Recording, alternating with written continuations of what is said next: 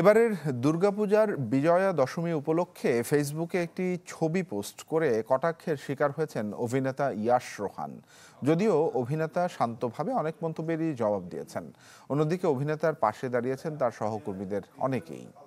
ইয়াশকে সমর্থন জানাতে এগিয়ে আসেন দেশের বিনোদন অঙ্গনের সহকর্মী এবং সাধারণ দর্শকরাও। তারা লেখেন, ধর্মীয় কারণে কোনো একজন শিল্পীকে ব্যক্তিগত আক্রমণ করা দুঃখজনক।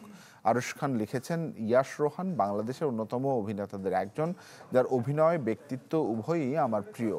অভিনেতা রওনক হাসান, অভিনেত্রী সুনেরাহ বিনতে কামাল, নির্মাতা শিহাব শাহীন সহ অনেকেই ইয়াশকে শুভেচ্ছা জানিয়ে পাশে দাঁড়িয়েছেন।